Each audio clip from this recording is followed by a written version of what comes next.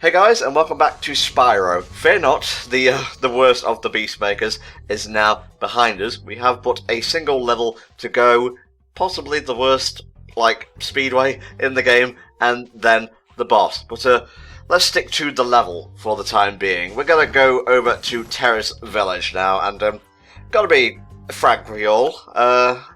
Whereas Treetops had an interesting gimmick, and Misty Bog had some really annoying enemies that gave it charm, for lack of a better word, Terrace Village is just a kind of boring, village level set in a swamp. It's dark, it's murky, and its enemies, they've got a slight amount of challenge to them. You know, they're upping the enemies using electric weapons factor, but I always just found it like a straight A to B sort of thing, you know, kind of by the numbers. Like, how do you feel about Terrace Village, did you?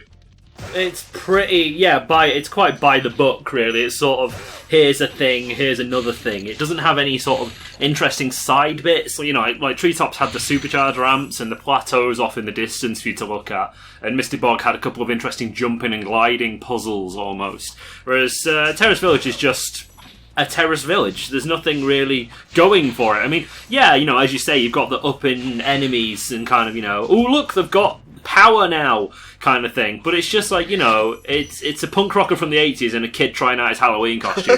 That's about the extent of the variety in Terrace Village. Man, I wish I could have like a walkable sort of electro turret as my Halloween costume, but I'm like 27 now, so that might be frowned upon.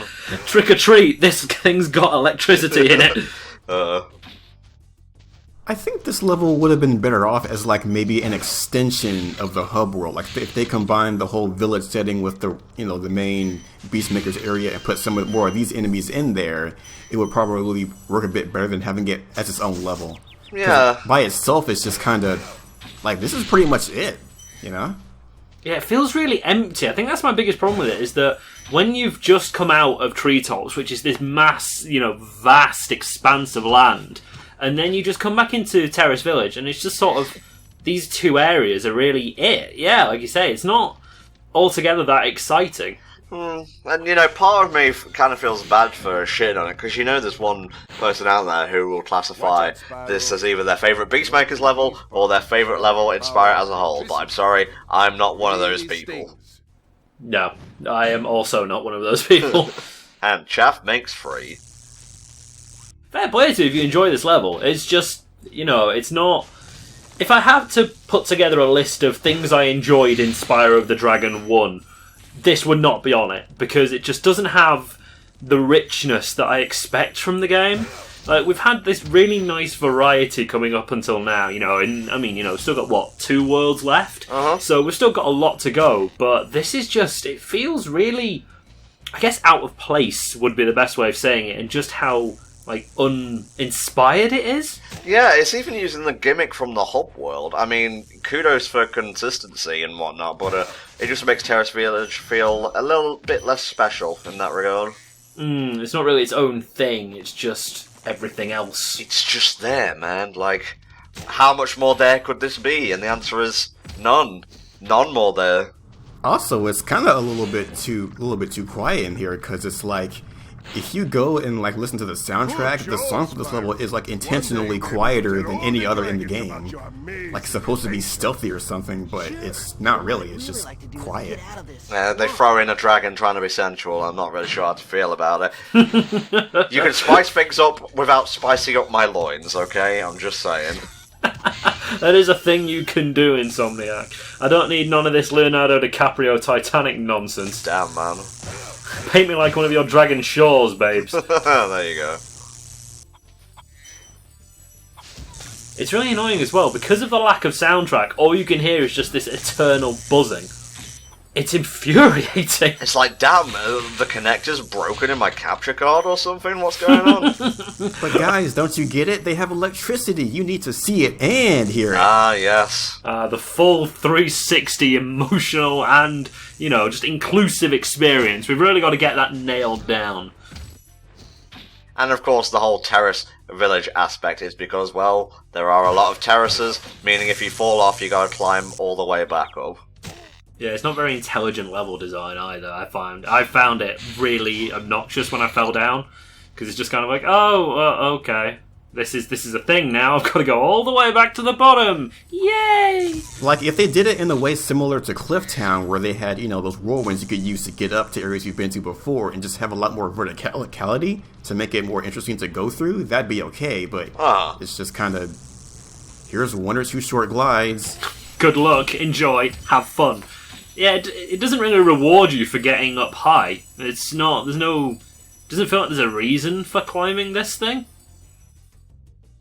Well, there is the fact that there was a lot of exclusive gems and whatnot up here. If you were paying attention, you would have seen we shut off a firework earlier, and we need to use those to break safes and whatnot. So there's that sort of reward, I guess. But it just feels, I'm struggling to find a reason to like the level, and I'm also struggling against just needlessly bashing it, because I think we've said all that's need to be said at this point. Mm-hmm. This is the most analytical part of the Spyro playthrough today. So if we actually go into the code base for this level here, you'll see that they've actually reduced the volume hard-coded. It's that's not a design choice, that's like Derek on his intern week, accidentally putting the volume slider down. Oh, Jesus, fucking Derek. Poor Derek, he just wanted to be a good games designer. What happened? Turns out he wasn't, bless. Poor Derek. Yep, you'll see a bit of code in the game that says, if Terrace Village, then boring. If equals Terrace Village. You speak as someone who's coded before, Chair. Well, I did a little bit of, stuff in school, but nothing serious. Okay. The cyber is safe for another day. But, Tom, I'm a web developer. Oh. Insert more evil giggles, as I really can't do anything about this game. See, look, they're not even good gems. They're the equivalent of shrapnel in your pocket. It's not good. Why are you carrying shrapnel in your pocket exactly? Oh no! For those of you who don't have British and sort of slightly Yorkshire idioms, shrapnel is what you call loose change. Okay. So your fives, your twos, your ones, you call them shrapnel. Your twos, your fours, your fives. Thank you very much. Exactly. Yeah, they're shrapnel because they're pretty much useless to you. So. Okay, I should know that. It must have been an idiom I just plain forgot. To be fair, it's not one you hear that very often anymore. Also, to be fair, it's probably been replaced with memes at this point in time. I've got my jet fuel in my pocket or whatever. Indeed. Okay, guys. We're almost near the boss, but we've got a speedway to take care of first, so it's time to take on Night Flight, or Wild Flight, rather. I think Night Flight comes in the Dreamweavers, actually. Night Flight was Peacekeepers. Man, I'm really not up to date on my flights. Either way, this is the worst flight in the game, in my opinion. This is the in-game personification of a bag of dicks. Wow. That's how bad this level is. I hate this level. Yeah. This level is so bad that all FAQs have an optimal route for it. Wow. Because you have to be so tight with your timings. I mean, I had to do one or two test runs on this one to get this route, but I didn't really have problems with it. The one in Dreamweavers actually almost made me angry. This was a cakewalk in comparison. No, this one made me so ridiculously angry. But then again, I'm not Chaffex Grenade, the connoisseur of Spyro speedways. Indeed. You are making this look stupidly easy. Yeah, this is efficient as fuck, mate. Also, one interesting thing about this level's music is that if you've seen that video where Stuart Copeland is composing this music, he's actually making this song in that video. Oh. Nice. Look at that insider knowledge. I am genuinely impressed by how efficient this is. Not to say that I wouldn't be normally, but this is a really good route, because, like I say, most times on this level, you'll end up missing, either the boats or the planes, so you have to loop around all over again. It just costs you so much time. But this is beautiful. Look at all that time. Oh, majestic. Jesus, man. Farewell, my planet needs me.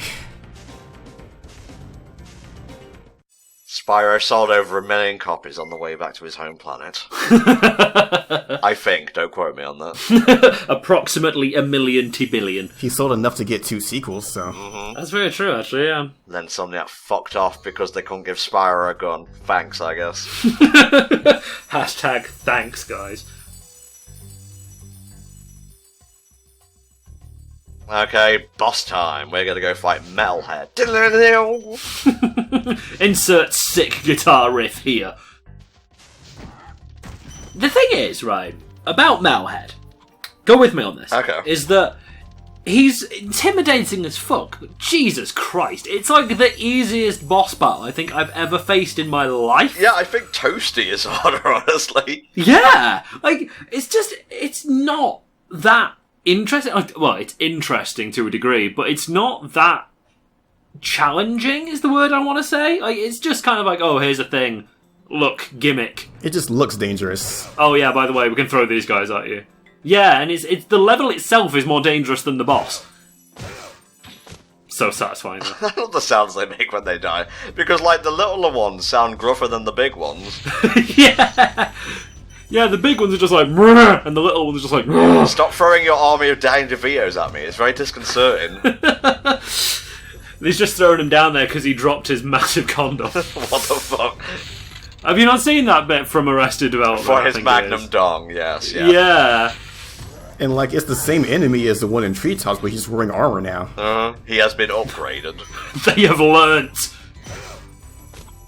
For all the good they did, Jesus. Yeah, they were just like, okay guys, we got flamed really badly last time.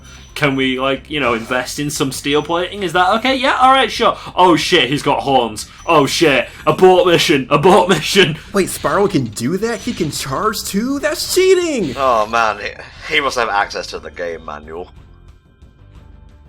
The thing is, though, is that if you think about it from, like, a canonical in-game viewpoint, they must have seen him charging around treetops. They must know he can do this shit. Well, is this race of creatures sentient enough to be able to, like, pass along information?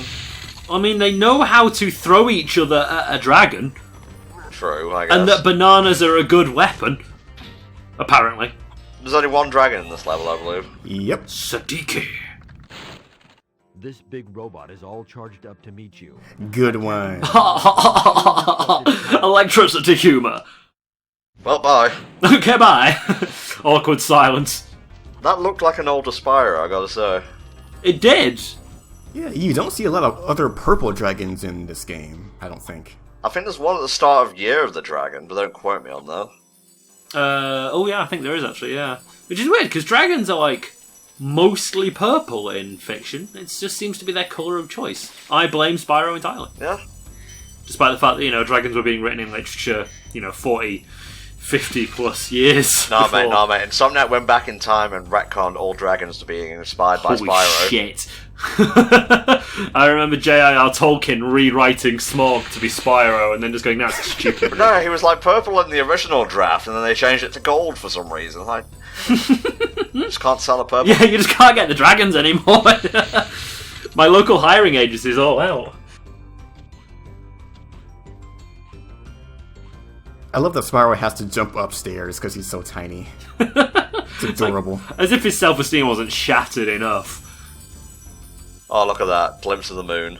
Beautiful. 10 out of 10, good skybox. It actually is as well. It is, yeah. I love how you now have to test your flights before you go. You just have to do a couple of, like, deep breath jumps. Just like, okay, I can do this. I can. Go on, Spyro. I want to make sure I'm at the very edge. I mean, Hunter drills it into you in Spyro 2, doesn't he? It's just like, okay, Spyro, top of your jump, top of your jump. Hey, Spyro, you gotta press X at the top of your jump. Metalhead! Ba-da-da-da. It's just like, alright, Hunter, at least I didn't get myself stuck in some fucking concrete shoes, you muppet. What the hell? They were going to, like, assassinate Hunter. What the fuck? Maybe I'm reading into that a bit too much. Maybe. It was just an alchemist who did a bit of dodgy work, that's all. Okay, I must be remembering Spyro 2 wrong, I guess. Okay, Jeff, explain to us how Metalhead works. His health is actually these towers. You can only attack them when they're green. When they turn red, they have these electric barriers around them. And sometimes he'll shoot lightning at you, and sometimes he'll throw enemies at you. And that thing. Whatever, like a ray gun from the 80s. Huh. Did he just destroy his own pylon?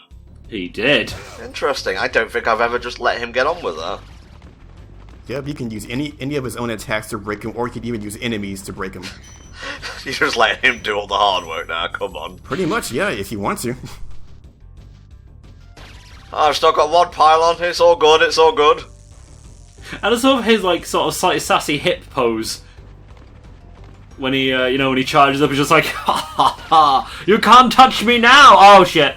And then he runs away like a coward, clipping through the level's geometry. I love how Mel Head has a mohawk, by the way. Yeah, just to really drive the point home.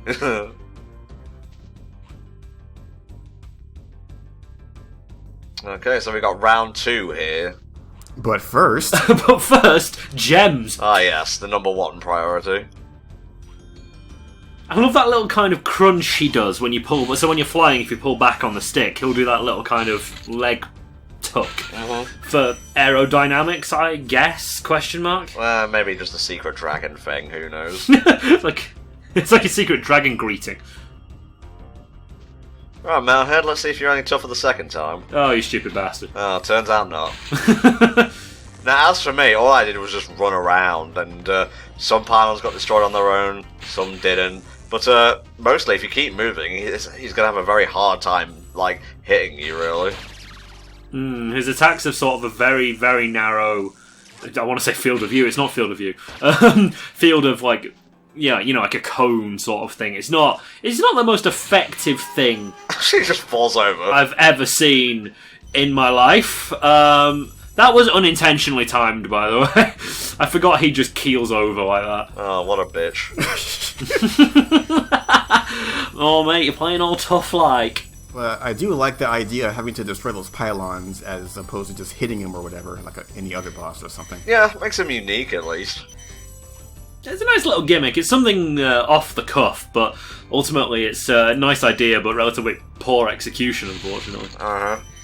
Well, he's dead now, so we can't hear our criticisms. Yeah, exactly, yeah. And I think we got, like, 5 gems, yeah. Mm-hmm. Where are they? Oh, look! Oh, don't worry, I'll get it the next time. I was going to say, if you got that first time, I was going to reach through the screen and slap you. This is such a horrible jump. You have to get, like, the crest of the corner. How many times did you try doing that before cutting it out? I spent roughly 1 or 2 minutes. Yeah, that sounds about right. Fucking abysmal. Oh, $8,000, dollar. Mwah, beautiful. Get money. Take balloon trips. Oh, let's see it. Oh, Yes. oh. I'll see you, Treetops. Won't want to beat you. Oh, it tingles me loins, it does. Oh, and on that note, we'll see you next time for more Spyro.